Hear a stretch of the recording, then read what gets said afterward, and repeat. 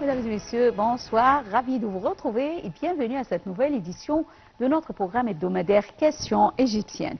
Eh bien, la question qu'on va aborder aujourd'hui, le samedi 12 avril 2025, sera consacrée aux préparatifs qui se déroulent actuellement pour l'inauguration du GME, le Grand Musée égyptien. Mais avant de commencer notre débat d'aujourd'hui, nous allons voir ensemble un commentaire concernant l'Égypte. Alors, l'université d'Al-Azhar joue un rôle central dans la diffusion de l'islam modéré à travers le monde entier. Parmi les pays avec lesquels Al-Azhar entretient des relations solides et anciennes, l'Indonésie occupe une place particulière. Le point dans ce compte rendu. Sisi a tenu aujourd'hui une conférence de presse conjointe avec son homologue indonésien au palais présidentiel d'Al-Ittihadiyya au Caire. Cette rencontre s'inscrit dans le cadre de la visite officielle du président indonésien en Égypte. Les deux chefs d'État ont salué la solidité des relations historiques entre l'Égypte et l'Indonésie, affirmant leur volonté commune de renforcer la coopération bilatérale dans plusieurs domaines, notamment l'économie, l'éducation, la sécurité, la culture et les affaires régionales. Le président Sisi a souligné la présence de plus de 15 000 étudiants indonésiens à l'université d'Al-Azhar. Le président indonésien a quant à lui proposé d'introduire l'art martial traditionnel, le pencak silat, comme discipline officielle en Égypte. Les deux présidents ont discuté de la situation au Moyen-Orient, notamment à Gaza, en Syrie et au Liban. Ils ont exprimé leur soutien à une solution pacifique et à la création d'un État palestinien indépendant. Le président Sisi a également rappelé que l'Égypte fut le premier pays à reconnaître l'indépendance de l'Indonésie, soulignant la profondeur des liens historiques et culturels unissant les deux nations. Cette conférence a illustré une vision commune tournée vers l'avenir basée sur le dialogue, le développement mutuel et la paix régionale. Les deux chefs d'État ont également assisté à la signature d'un accord pour la création d'une zone logistique conjointe dans la zone du canal de Suez, destinée à stimuler les investissements et les échanges commerciaux entre les deux pays.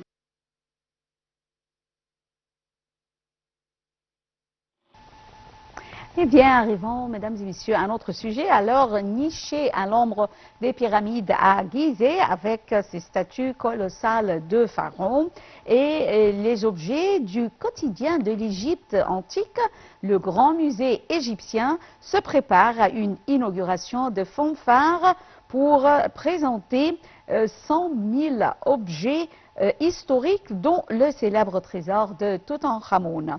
Et j'ai le plaisir d'avoir avec moi en ligne Dr Mohamed Abdelaziz, professeur en développement touristique, qui va nous jeter la lumière sur ce sujet.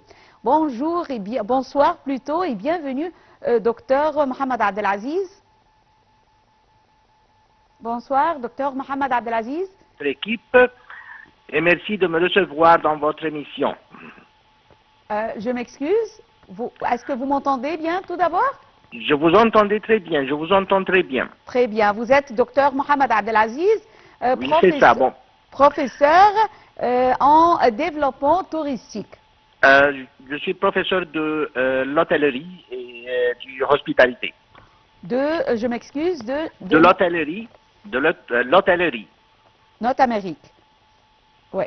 Eh bien, alors, l'ouverture du Grand Musée égyptien est désormais prévue pour le 3 juillet et promet d'être aussi grandiose que les trésors que le musée renferme.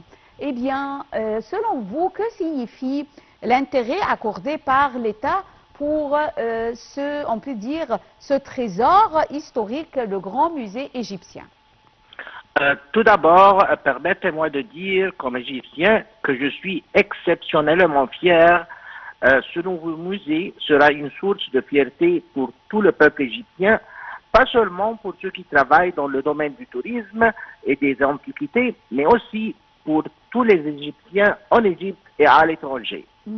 Ouais. Je voudrais en même temps exprimer mes sincères remerciements à son Excellence le président égyptien Abdel Fattah el-Sisi pour sa bonne organisation de la visite du président Macron en visitant les rues du Vieux-Caire en raison de la grandeur de l'histoire de cette région, en particulier l'accueil chaleureux des habitants de cette ancienne région aux deux présidents qui aura un grand impact à plusieurs niveaux, y compris bien sûr le secteur du tourisme. Ce qui était à l'origine de sa déclaration qu'il considère que l'Égypte est toujours un partenaire stratégique et historique pour la France. Ouais. Et je suis certain que le président Macron était vraiment très touché par la générosité du peuple égyptien et leur hospitalité.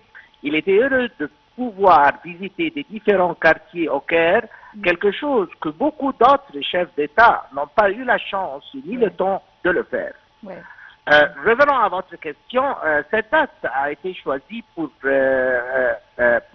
l'ouverture et l'inauguration du Grand musée égyptien. de ce Non, musée. la question était, comment voyez-vous l'intérêt accordé par l'État envers ce grand musée égyptien?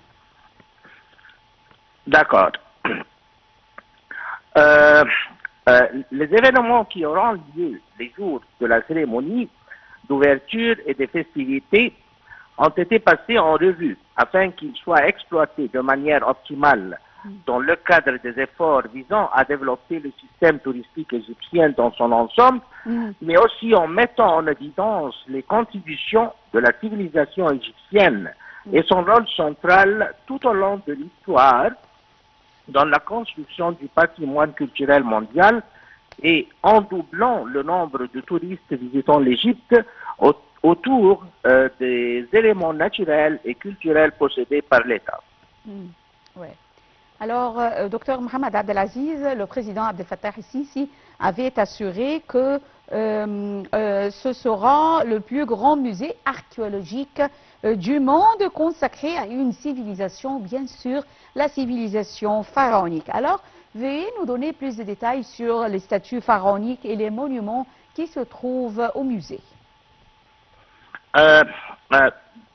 Édifié aux pyramides de Giza, le plus grand musée archéologique du monde, dédié à une seule civilisation, rivalise avec le Louvre, le British Museum ou le Metropolitan de New York. Le musée abrite une collection hors du commun qui rassemble des objets précieux provenant de toutes les périodes de l'histoire égyptienne. Ces galeries sont organisées selon 3 thèmes principaux: la société, le pouvoir et les croyances, dans un parcours qui permet aussi une découverte chronologique des différentes périodes de l'histoire égyptienne, de l'Ancien Empire à l'ère gréco-romaine. Alors, c'est une longue période. Alors, je tiens à vous remercier infiniment, Dr Mohamed Abdelaziz, professeur et expert en tourisme et en économie, pour ces informations. Merci beaucoup. Merci à vous. Mesdames et messieurs, nous arrivons à la fin de cette édition de notre programme hebdomadaire Questions égyptiennes. Et rendez-vous la semaine prochaine, mais avec une autre question égyptienne. Merci et au revoir.